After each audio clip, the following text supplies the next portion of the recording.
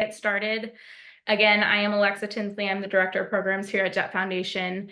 Thank you all for joining our webinar today on cardiac imaging. Very excited. This is a topic that we've been talking about for a while, and we're very excited to have Dr. Soslow here with us today to share more about it.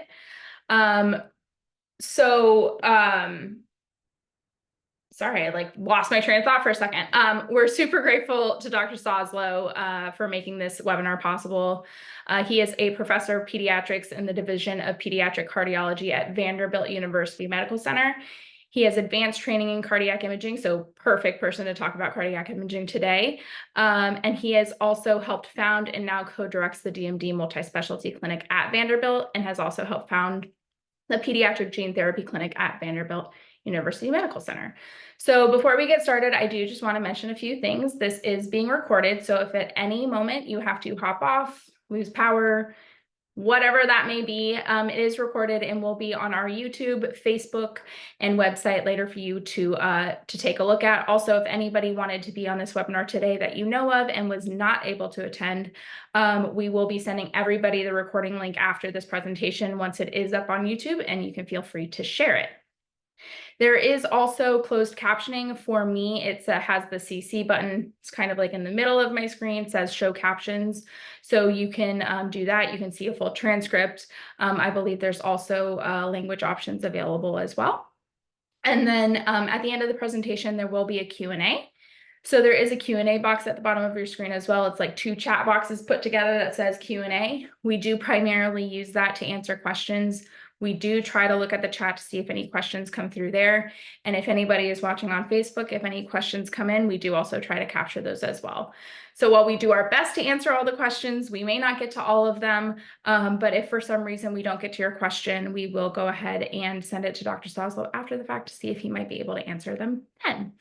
So that was a lot of me talking, but with all that, I will hand it off to Dr. Soslow, and thank you again. Well, thank you very much for the introduction, and thank you for inviting me to speak. I'm really excited to be here. As you said, I'll be talking about cardiac imaging, treatment, and therapy in DMD, BMD, and carriers. So we do have a lot to cover. I have no disclosures relevant to this talk. This is the brief outline. We'll talk about imaging modalities and why we might use echo or MRI, or why we prefer MRI, and then some of the alternatives. We'll talk about cardiac testing, then the different medications that we use, and then we'll tie it all together at the end with cardiac care specifically for DMD, BMD, and muscular dystrophy carriers. I do want to say is that some of this is my approach to care, and that's because there are no guidelines or limited guidelines for some aspects of this talk. And so in that situation, it's more what I'm doing, what my colleagues are doing, and sort of what the field has moved towards. But we are planning on expanding out guidelines, especially for Becker and muscular dystrophy carriers. The other thing I want to say is that I will try to use non-technical terms. My dad, as a pediatrician, used to say that doctors, as soon as patients figured out words and started to understand them, they changed them because they like to put their priestly robes on and be unintelligible. I don't like to do that. I like people to understand what I'm saying. I'll do my best to make it clear. If you have questions, though, please feel free to ask them. And I apologize in advance if I slip into medical jargon. Two terms that I want to define before we start, because they are critical to what we'll be discussing. The first is LVEF, or left ventricular ejection fraction, and this is a measurement of heart function, or how well the heart is beating. We can measure this on both echo and MRI, but MRI is better. And then LGE or MDE, they are equivalent, two different names for the same thing, late gadolinium enhancement or myocardial delayed enhancement. And I will, without a doubt, slip back and forth between the two terms. These just mean scar in the heart, and it's detected using cardiac MRI. All right, so jumping in, we'll start with cardiac imaging modalities and echocardiography specifically. So echo is ultrasound, and it's pretty much the standard in clinical practice for adult and pediatric cardiology, and that's because it's quick to perform, it's easy to obtain, it provides us with anatomy and with function. The problem with echo, and there are a few, is that it makes assumptions of the shape of the ventricle to get at heart function. And those assumptions are not always true, especially if you have dilation or dysfunction. It's also unable to image scar. And so it misses some of the earlier changes that we want to find. And specific to DMD, pictures in DMD tend to be very fuzzy or blurry, and much more difficult to interpret. And this affects both our subjective assessment of function as well as some of the objective measures that we use to get a left ventricular ejection fraction. The reasons for this are sort of a myriad of reasons. So there's part of it is scoliosis, part of it is positional. And a lot of our patients have difficulty lying flat. A lot of it is probably due to either scar or infiltration of fat into the skeletal muscle. And that's because we have to find certain areas that we can image through the chest around the lungs to get to the heart. And those areas are through muscle between the ribs. And so for those reasons, our image quality is pretty notoriously difficult, especially in older boys and young men with Duchenne and Becker's. An example of this is a patient. This is a patient with Duchenne. This is a short axis, which means that this is the left ventricle in cross section. So you can see that there is a really pretty picture here. I can tell you this function is completely normal. I can tell you that it's contracting normally. I can do a lot of great measurements to prove that. But this is a beautiful picture of a heart in a patient with Duchenne. This is another patient with Duchenne, and this is often what we get. And so you can see the difference here. It's very difficult to see the whole heart. In fact, it's very difficult to see most of the heart. I can tell you the function's not normal. I can guess as to how abnormal it is, but I can't really give you a great number, and the reproducibility and accuracy of that number is going to be quite poor.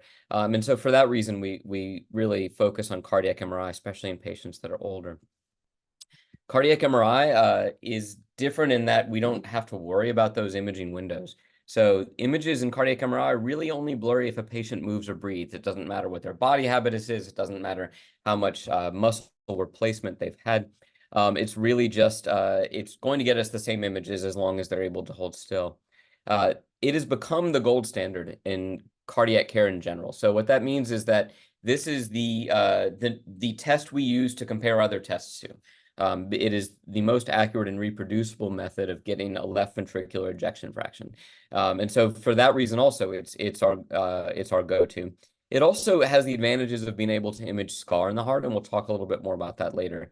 Now, this isn't perfect, right? So it's a little bit longer. Usually it's about 40 to 45 minutes for our MRIs, and we go pretty quickly. And that can lead to some discomfort, especially if you have to lie still on a harder table for that long. And so especially some of our patients with contractures really struggle to be on there for that long.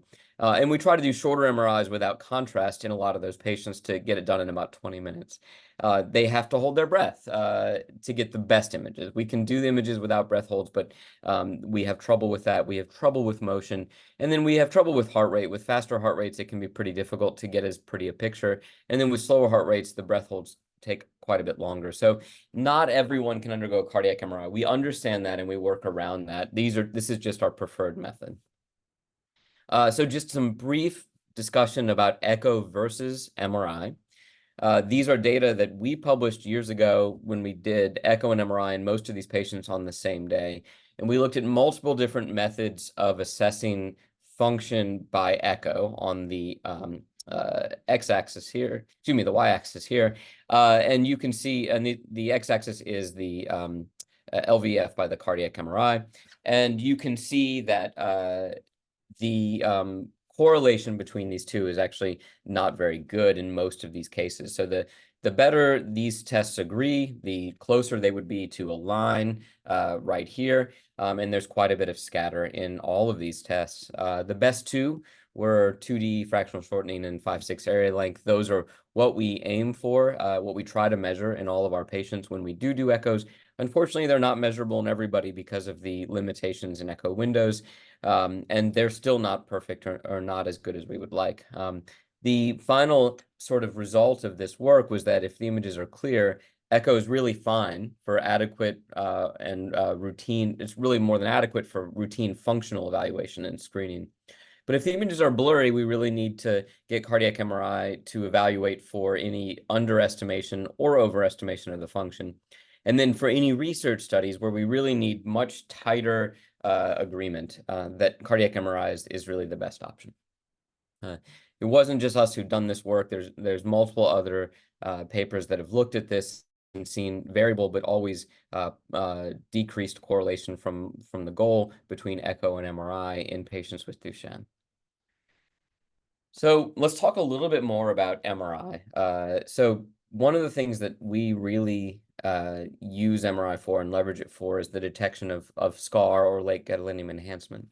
And this is an old pathologic specimen in a patient with Duchenne muscular dystrophy. You can see these arrowheads right here. They're pointing to areas of scar in the free wall, and actually in what we call the subepicardium or outside area of the free wall. And again, this is just like the echo picture we showed. This is the left ventricle and cross section. This is the septum or the wall between the left and right ventricle. And this is the right ventricle right here. And so these areas of scar tend to start in the free wall of the left ventricle and then progress to the septum and then eventually to the right ventricle. And the nice thing about cardiac MRI is we can give a contrast agent. So we put an IV in, we give a contrast agent, and then we go back and image about 10 or 15 minutes later, and we can see what we call late gadolinium enhancement in those areas of scar. And multiple authors have shown that those areas of late gadolinium enhancement really correspond very nicely to the areas that we know patients with Duchenne and Becker's and carriers get that scar formation.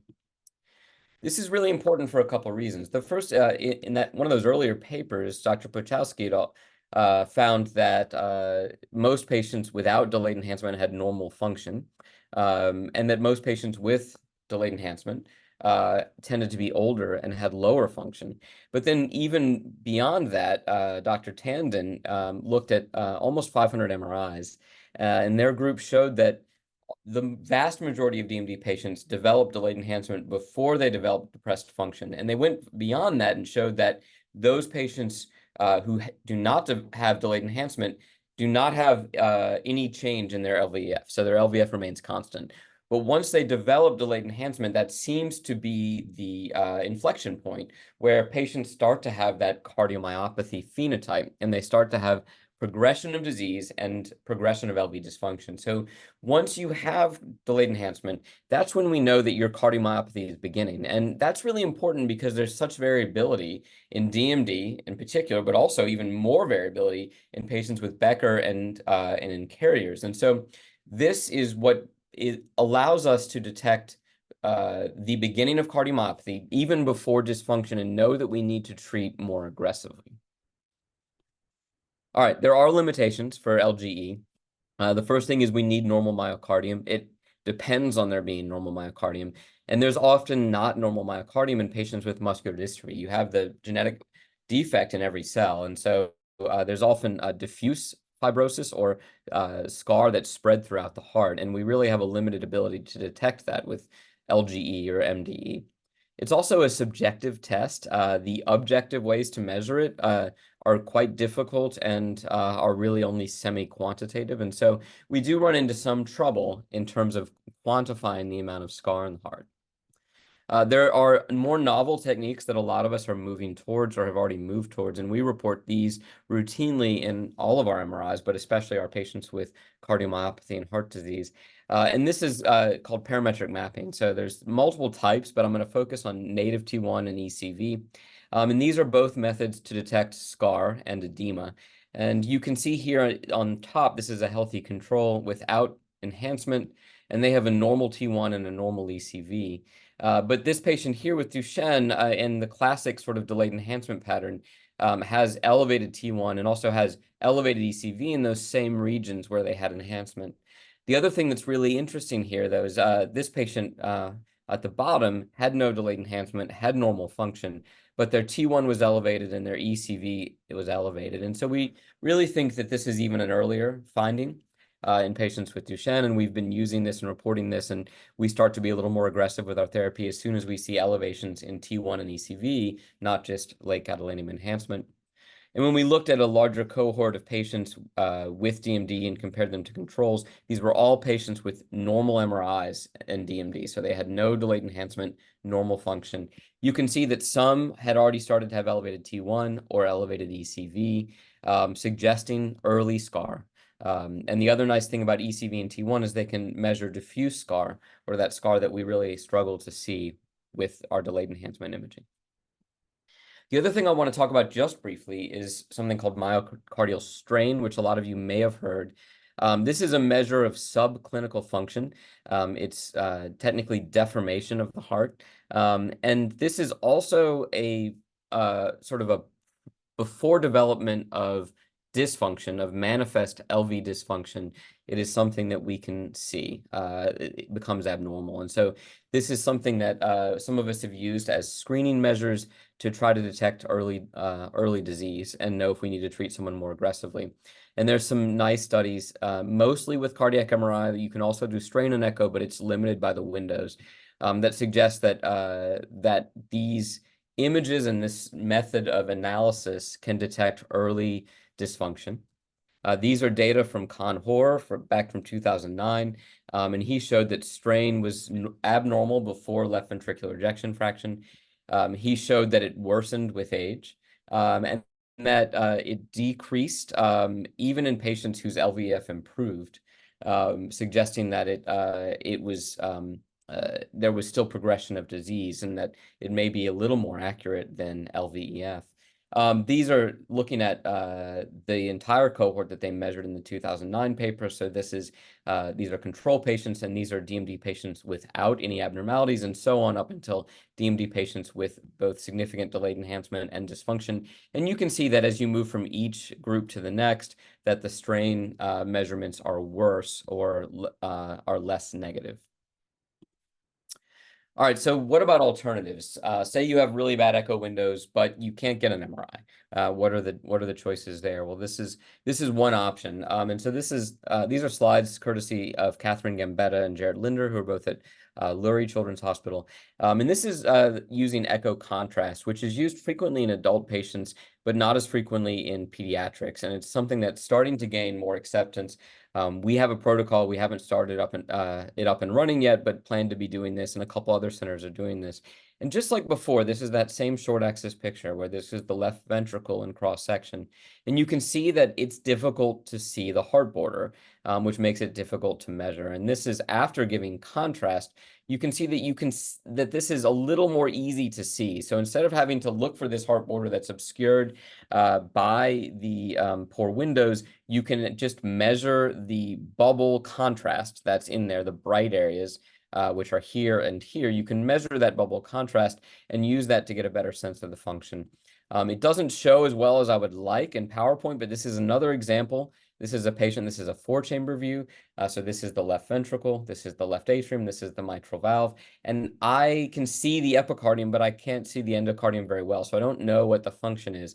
This is that same patient with the contrast. And you can see that I would have subjectively underestimated the function, and that I can see the endocardial border much better with this contrast. And I can measure those areas of contrast and get a much better assessment of function. So that you're not out of luck if you have bad imaging windows and can't get an MRI. There are other imaging tests. We also sometimes use biomarkers like NT-proBNP in some of our older patients who we really struggle to image in order to get a better sense of where they might be from a heart standpoint. All right, there we go. So other cardiac testing that I want to go through, EKGs, and I'm sure those of you who are parents or patients have had these frequently. This is routine part of care for our patients with DMD, BMD, and carriers.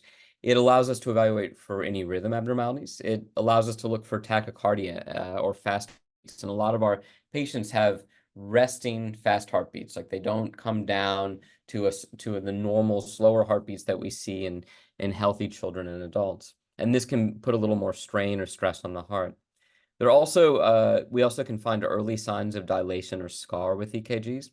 And we like to have a baseline EKG and even hand it to the patient in our clinic so that if they present to the emergency room with concerns, and the ER physician looks at it and says, oh, this is a really abnormal EKG, they can whip this out and say, and the ER physician can look at it and say, oh, actually, those look about the same.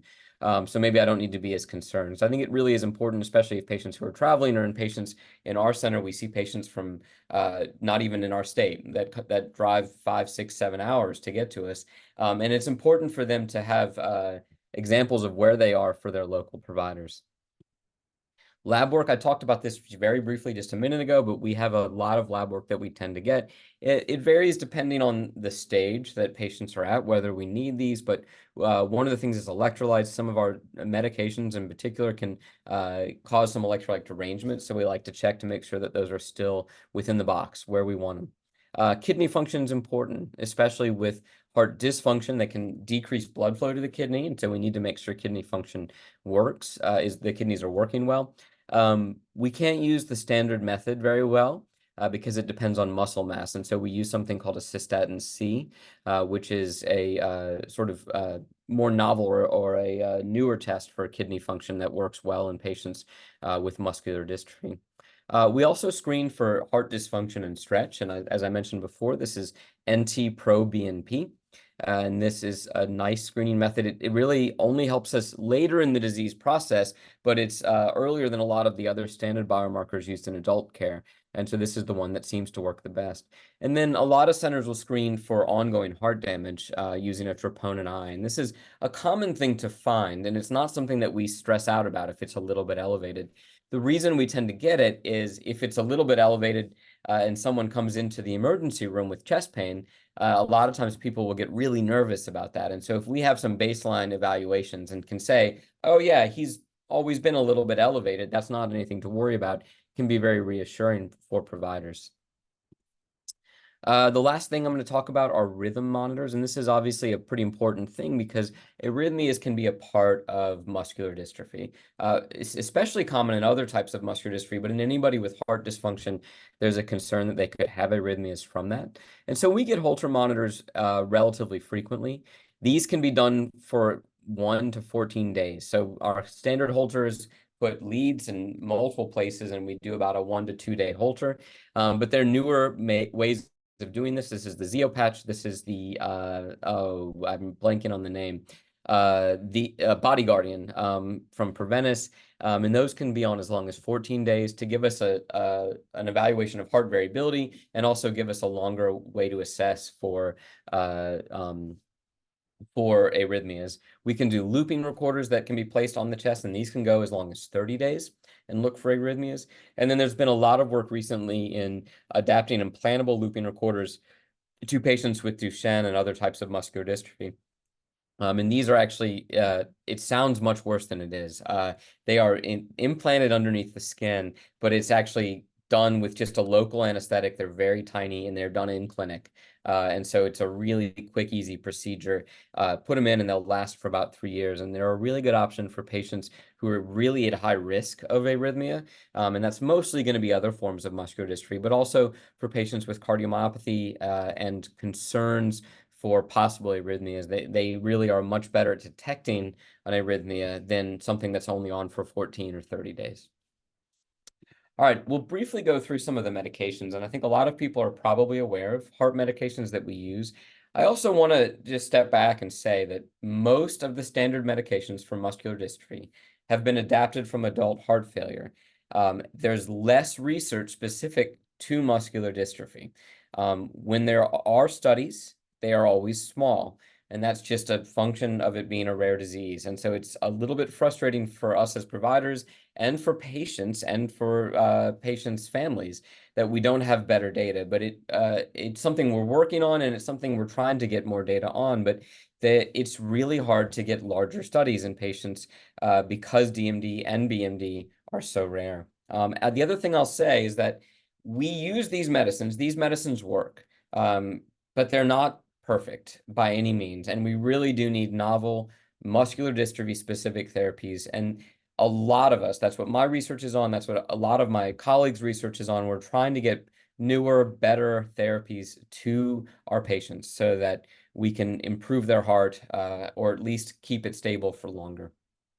All right, so the first medicine I'm going to talk about is just corticosteroids. And this is the standard of care for preservation of skeletal muscle strength. It preserves the ability to walk, it preserves respiratory function, and they work by anti-inflammatory and immune-mediated actions. They're important for cardiac disease because they also delay the development of heart dysfunction. This has been proven with multiple studies. And so we really encourage our patients to remain on corticosteroids when possible. The problem is corticosteroids have a lot of side effects. Mood changes, weight gain, brittle bones, diabetes. I mean, it's just an endless list. Depression. These corticosteroids can really cause lots of issues. And so a lot of our patients don't like to be on them. And as soon as they aren't able to walk anymore, they come off of them. And honestly, I can't blame them. There are newer steroids like deflazacort and vamorolone, and there do seem to be some decreased side effects with vamorolone. There's still a lot of open questions, especially from a cardiac standpoint, on that, and how we treat vamorolone and how we treat patients with vamorolone that we're working on. And I think deflazacort, my impression is that in some patients it's much better in terms of side effects, and other patients they're much better on prednisolone, and I don't know why that's the case. It just seems like some patients respond differently to different meds in the same class. So the next med I'm going to discuss, and this we'll spend a little more time on the rest of these will all be cardiac specific. So ACE inhibitors and ARBs. And so ACE inhibitors are angiotensin converting enzyme inhibitors, and then ARBs are angiotensin receptor blockers. And these are blood pressure medicines. They're used all the time in adult disease to help decrease blood pressure. And then they're also, especially ACE inhibitors, they're pretty much the standard of care for patients with heart dysfunction. So they relax blood vessels, and that blood vessels that decreases the stress on the heart. They also block a hormone in the blood. They're renin-angiotensin-aldosterone system, so they obviously block the angiotensin converting enzyme and then angiotensin receptors. And blocking this hormone this system, this RAS system, is really important because it helps the heart remodel. And there are small studies in DMD that show that patients on ACE inhibitors have better heart function, and that the earlier you start it, the better. So if you start it before they have heart dysfunction, then you're going to preserve that function for longer. If you start it later, you still get benefit, but you really want to start it before you have heart dysfunction and scar. There's a myriad number of these medicines. The ACEs end in pril, so lisinopril and enalapril. The ARBs end in artan, so valsartan, losartan, candesartan. And there are various reasons why you might be on one over the other. Most of our patients end up on lisinopril or losartan or valsartan. The side effects for these, fatigue and low blood pressure are the biggies.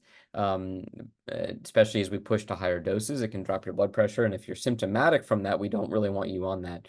We will push most of these medicines, and the current guidelines suggest that we can drop blood pressures to points where a lot of providers not used to taking care of patients with muscular dystrophy might not be as comfortable, but we are very careful in monitoring and have found that some of those lower blood pressures are not as big a deal as long as patients are not symptomatic. The other big thing is it can cause a chronic dry cough. And so I always tell my patients to call us with any changes. Obviously, a cough can also be caused by a virus or an intercurrent illness. And so we don't necessarily write it off. This is specifically for ACE inhibitors, I should say. But if it seems like there's a chronic dry cough, then we'll probably switch you from an ACE to an ARB. And then ACEs can cause angioedema in adults, but I have not thankfully ever seen that in children. That's just swelling of the body. Aldosterone inhibitors are the next thing I'm going to talk about. These have also really become a standard of care. They block aldosterone, which is another hormone that's part of that RAS system. It helps prevent scar formation and helps the heart remodel. There's small studies that show that DMD patients on an ACE have better not on an ACE plus aldosterone, have better heart function. And the earlier you start it, the better, just like with ACE inhibitors. And the examples of this are eplerenone and spironolactone. These are actually very well tolerated. They can lead to GI effects, and that's the biggest issue we've seen: nausea, some vomiting, some diarrhea, and then they also cause higher potassium levels. And so we have to check potassium levels while you're on it. But otherwise, they're very well tolerated and don't lower your blood pressure. Beta blockers are sort of the next step. They slow down the heart rate and lower blood pressure. So that, again, decreases the stress and strain in the heart by slowing the heart rate down, lowering that pressure that it has to pump against. They also block this. They do this by blocking the sympathetic nervous system, and that's the sort of fight or flight part of the nervous system. And so that part is actually very involved with arrhythmias. And so when we block that sympathetic nervous system, it does help us to prevent arrhythmias. And so patients who have been having especially ventricular arrhythmias, where coming from the lower chamber, from the pumping chambers, we will quite often start either carvedilol or even more likely metoprolol to help prevent those. These end in lol, usually ilol or alol. And so if you carvedilol, metoprolol, atenolol, there are again many beta blockers out there. These are the two that we most often use. And the side effects are related to the effects. So bradycardia, or a slower heart rate, fatigue, because patients who are on them are not able to get their heart rate up as high. And so if they're doing activities, they may notice that they're not able to do as much as they had before, and then lower blood pressure. I'm going to move. There's only two more meds, so I know it's been a lot of meds, but SGLT2 inhibitors are sodium glucose cotransporter 2 inhibitors. These are a relatively new medication, and there's a lot of excitement around these. They were originally made to treat diabetes, but were found to help patients with heart problems and diabetes. And then they were evaluated in patients without diabetes and heart problems, and then they were evaluated in patients with diastolic dysfunction or failure to relax the heart. And so they work very well. No one really knows exactly how they work. There are lots of potential reasons, though. And inflammation, antifibrotic, blocking RAS, and then helping the heart relax are four of the biggies. These are complex to say. It took me a lot of practice. Empagliflozin is the one we use the most. There's also dapagliflozin and canagliflozin. I find the brand names easier to say. Jardiance is EMPA. Side effects, they're very well tolerated. They don't lower blood pressure much. The blood pressure effects are related to increased urine output or diuresis, so they make you pee more. And that actually makes a lot of adult patients with lots of failure and fluid collections, they feel much better. But it can, over time, lead to kind of a chronic dehydration and lower blood pressure. At least that's what we found in our patients. And then there's a risk of GU infections, kind of in and around like urinary tract infections or infections of the skin. Last drug, ARNIs, or angiotensin receptor blocker neprilysin inhibitors. This is also a relatively new class that we're starting to use more and more. They also decrease the blood pressure and decrease the stress and strain on the heart.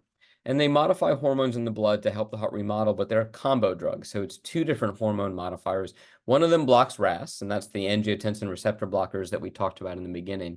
And the other upregulates a hormone called natriuretic peptide. So the neprilysin inhibitor means that natriuretic peptide, which is somewhat protective for heart disease, is upregulated. And it seems like these hormones are very synergistic. So when we do both of these things at once, there really does seem to be a very nice improvement in heart function in adults with heart disease.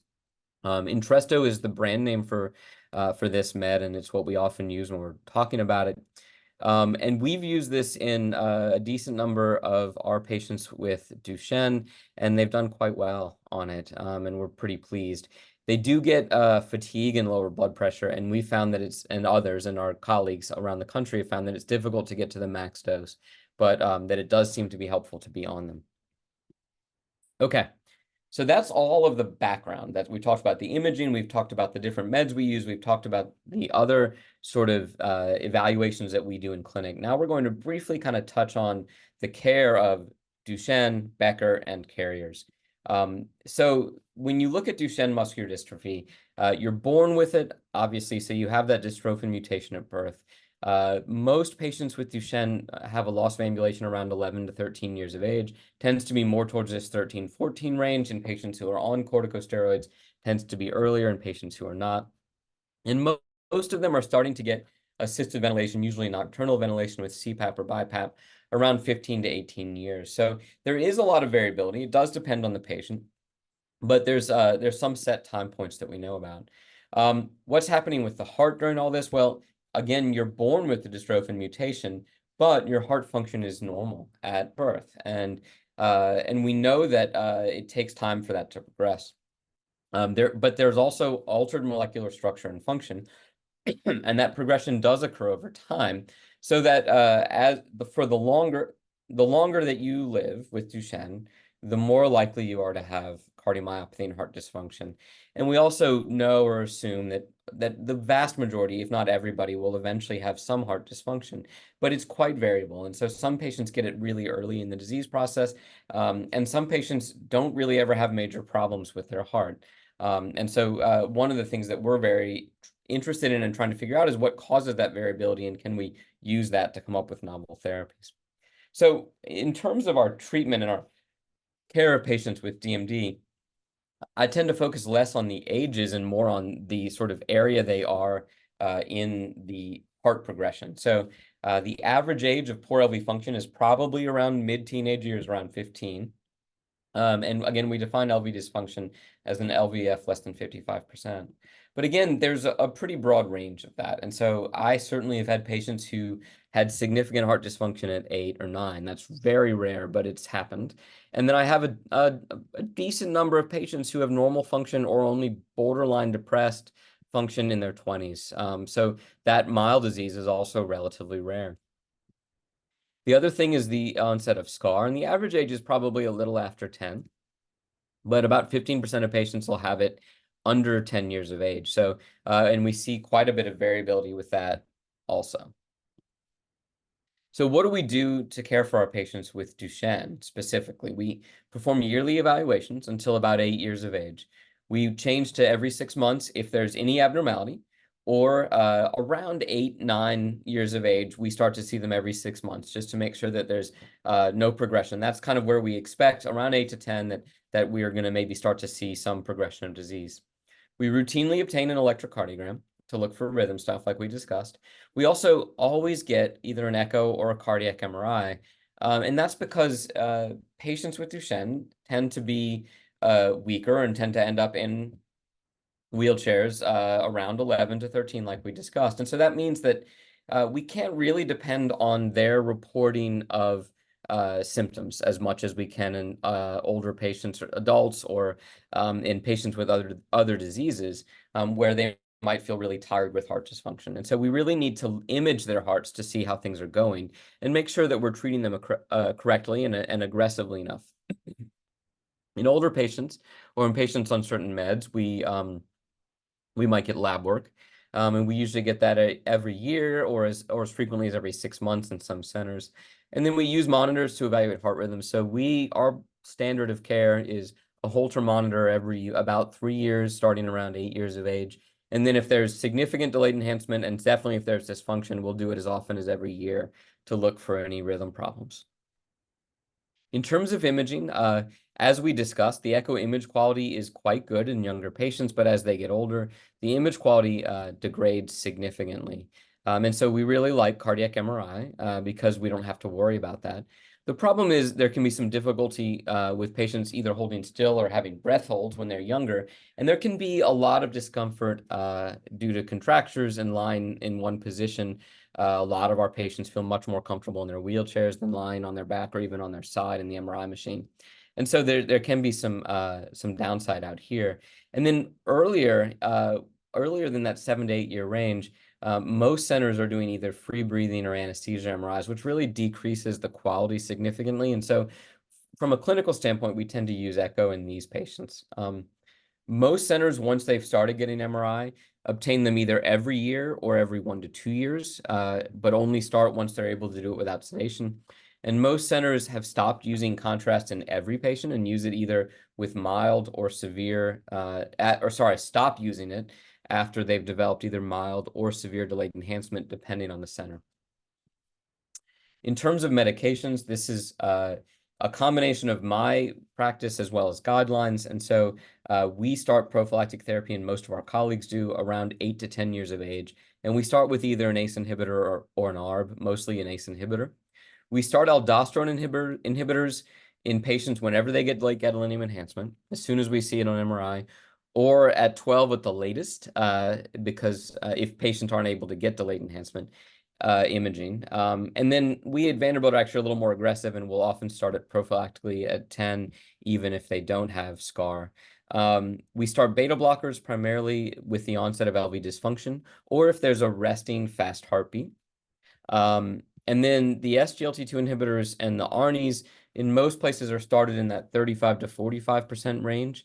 When you start an ARNI, you have to stop an ACE or an ARB because obviously the ARB is already in the ARNI. And so you have to kind of wash that out for a day or two and then start it. I'll also say a lot of us have become a little more aggressive and are starting this really closer to the 40 to 45% range. So what about the care of Becker muscular dystrophy? Well, the first thing I want to say is that there are a decent number of guideline statements out there. There's one from the AHA, there's this one right here from the primarily PPMD, and then also this more recent one from the UK. Unfortunately, these guidelines don't really address BMD. The first one does a little bit, but doesn't really give any specifics. It just sort of talks about BMD and DMD together. And so it's not really clear what our practice in Becker's should be. They tend to group them together, as I said, or exclude Becker entirely. And they have much less specific recommendations than we'd like. Really, to treat Becker, we need to look to our understanding of disease progression in DMD. Is similar, but it has more variability, and use our medications from DMD. And that's been most of our practice. But I will say that this does vary a little bit from center to center. Some centers are more likely to treat Becker patients identically to Duchenne. Others are less likely. And then there's some people in the middle, which is, I think, where my group falls out. What we do is we see patients with Becker's every year until an abnormality is detected, at which point we start to go to every 6 months.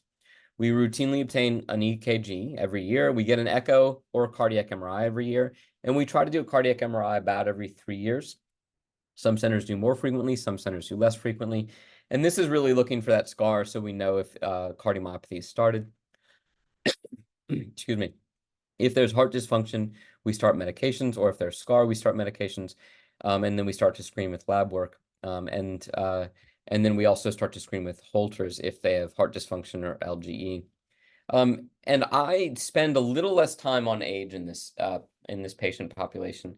I will offer and try to encourage prophylactic therapy around 15 to 20 years of age if they still have normal looking hearts on cardiac MRI.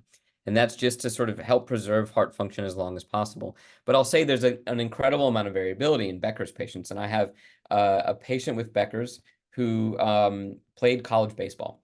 I didn't start him on any therapy because he would have felt a lot more tired playing college baseball. I have another patient with Becker's who was diagnosed sort of randomly. I forget what brought him in and got him diagnosed, but after he was diagnosed, he was essentially completely asymptomatic. They tested his grandfather, and his grandfather was in his 70s, also found to have Becker's, had been asymptomatic all of his life, and had a normal echocardiogram. And so in some of these patients who are really mild Becker's, I wonder if we're doing the right thing by putting them on a medicine at 15 to 20 that they may be on for possibly 50 years, and they may not have had dysfunction no matter what. And so I try to be really careful with my patients and talk about the risks and benefits of starting meds and of not starting meds, and let them kind of decide and then kind of go that way. I will start an aldosterone inhibitor absolutely with any late gadolinium enhancement or dysfunction, and I'll start a beta blocker with LV dysfunction. And just like with Duchenne, I start the SGLT2 inhibitors and the ARNIs with an EF in that 35 to 45% range. One quick thing about genotypes. In Duchenne, the underlying mutation doesn't seem to affect the cardiac severity. There have been some studies that have suggested maybe this mutation is higher risk, maybe this one is. Most of those, when they come to validation, haven't really borne out. This is probably because any mutation that leads to a phenotype of Duchenne means that there's no protein at the membrane. And so if you have no protein there, does it matter why you don't have it? I don't know the answer. It seems like it may not. There are Becker mutations that are higher or lower risk for cardiomyopathy, and that's because Becker, you get a protein at the cell membrane. It's just a truncated or slightly abnormal protein. And so this does allow us to get some risk stratification for cardiac disease right out of the gate. I'm not going to go through this in detail, but there have been some publications by Kaspar et al. Looking at which mutations in Becker's are higher risk and which are lower risk, and we use this. The last thing I want to talk about is care of muscular dystrophy carriers. So there are guidelines for this, but again, they are sort of more on the limited, from the limited standpoint. This is from that UK group, the guidelines they published. They do specifically talk about carriers, and they and others have advocated to not use the term carrier whenever anybody has any symptoms or an elevated CK, because a carrier implies that you're normal. And I think it's really important to understand that muscular dystrophy carriers are not normal, especially if they're having symptoms or if they have heart disease. And I think one of the most important things that I want to emphasize is if you're a carrier, you need lifetime cardiac surveillance. And it is way too common for us to hear that our mothers of patients were seen by a cardiologist once, they were told they had a normal echo, and they never needed to see a cardiologist again. And they're carriers, and that's not true. That's absolutely wrong. There is between a 7 and 20% lifetime risk of developing heart problems. They need to be followed forever to make sure that you don't get heart problems and to try to stay on top of things. When our practice, the guidelines from the UK say, and this is our practice as well, is to get an echo and EKG after diagnosis. They say to evaluate every 3 years if everything's normal. We tend to do it a little more frequently. We're in the 1 to 3 range, partially because it's really hard to schedule visits 3 years later, and we don't want to lose track of our children who are carriers. We do shorter intervals if there are borderline or abnormal findings. We treat them with the same medications as DMD in the presence of late gadolinium enhancement. The UK group stopped short of recommending the timing of cardiac MRI. Our practice is to get an MRI first at around 10 to 14 years of age or with any abnormalities. And then we do it about every 5 years. But the caveat is that we're trying to limit the exposure of contrast, and every 5 years could be quite a lot of MRIs. And so that's where we kind of start out. But our adults colleagues, and we have a muscular dystrophy carrier clinic that's opening in the next month. And I don't know what they're going to settle on in terms of their frequency of cardiac MRIs. In terms of therapy, very similar to Duchenne and Becker, just again, more variability in terms of presentation. And so we try to treat patients as needed, depending on where they are in that progression of cardiomyopathy. So an ACE or an ARB with any scar in the heart, any LV dysfunction. We'll do an aldosterone inhibitor with any scar. We'll do a beta blocker with LV dysfunction, and then we'll do the SGLT2 inhibitors and ARNIs with more significant dysfunction. All right, that's the end, and a quick conclusion slide, and then hopefully left enough time for questions. Again, our visit timing depends on both age for DMD and primarily cardiac status for all three. Cardiac imaging really is a mainstay of routine care. We depend on it because symptoms are difficult to follow. Cardiac MRI is the most accurate and reproducible data for LVEF and provides LGE data or SCAR data for us. There's less research in Becker muscular dystrophy and in carriers, but I promise the field is working hard on this and trying to come up with better guidelines, trying to come up with more research so we have a better sense of the optimal treatment. Care is currently extrapolated from Duchenne patients, and cardiac progression seems to begin after the presence of delayed enhancement or SCAR for all three. And then DMD, BMD, and in particular carriers, they're lifetime diseases and need lifelong cardiac care. So I want to acknowledge everybody at Vanderbilt in our Duchenne clinic, as well as all of my collaborators in our multiple studies that we perform, and then all of the funding agencies that have funded us in the past. And then I'd like to leave the rest of the time for questions. So I'll unshare my screen and go from there.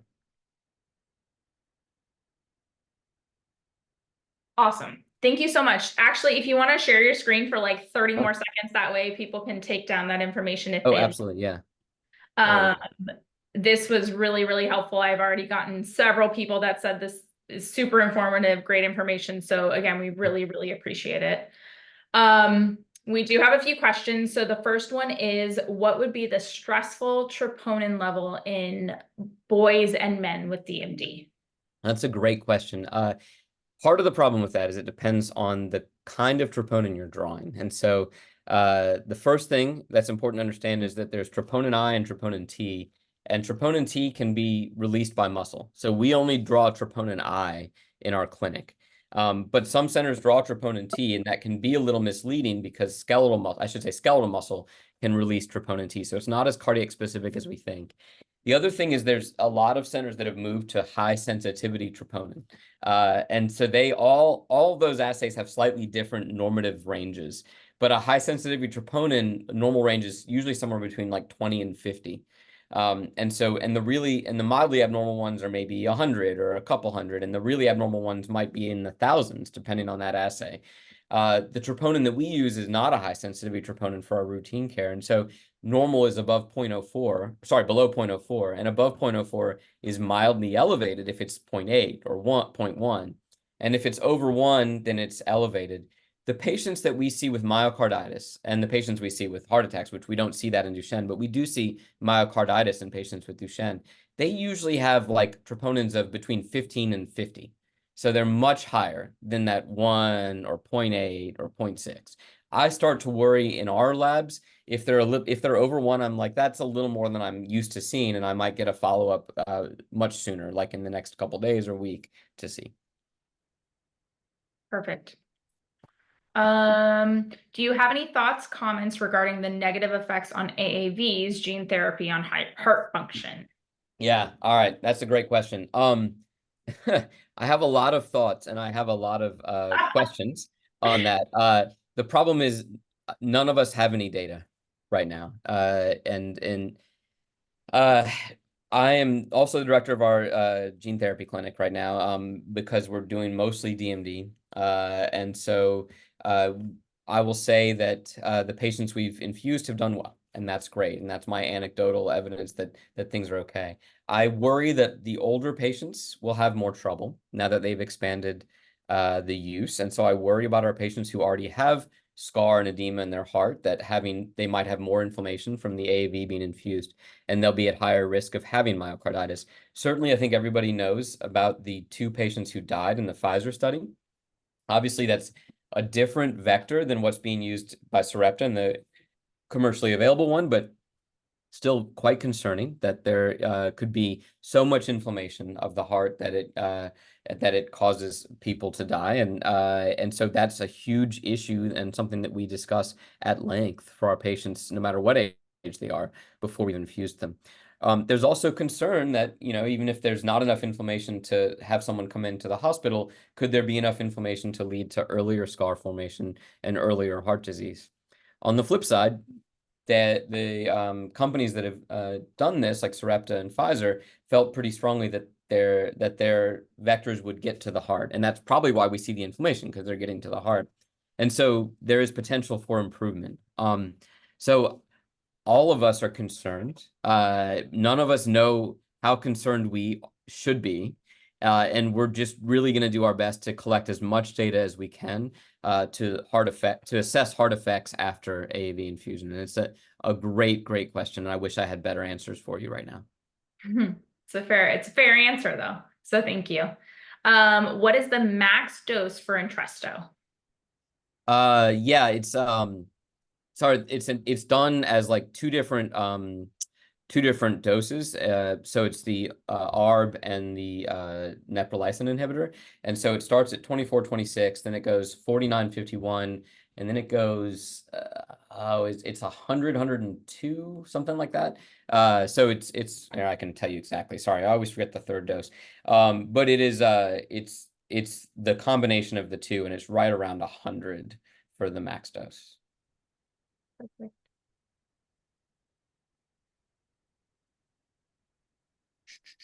Sorry, I have to here. 97-103 is the max dose. Perfect. Thank you. 2 more questions, and if anybody else has any other questions, please feel free to put them in the Q&A. But how concerning is it for a child to have less than 50% scar tissue, LGE, and dilated left and right ventricular at age 11? Yeah, I would be worried that that's on the earlier stage of disease. And so that's someone that I would treat pretty aggressively. One of the things that we've looked at is onset of disease and long-term outcomes. And so one of our papers looked at what we called a risk score, and we showed that if you have LV dysfunction earlier, than sort of the norm, and if you have delayed enhancement earlier than the norm, that probably puts you at a higher risk. And I think it's intuitive that if you start that cardiomyopathy process earlier and you progress, then you might progress more quickly to having dysfunction. And so I would say that that is a higher risk individual, and that's someone that I would want to be treating as aggressively as I could to try to slow down or stop the progression. Awesome. Thank you.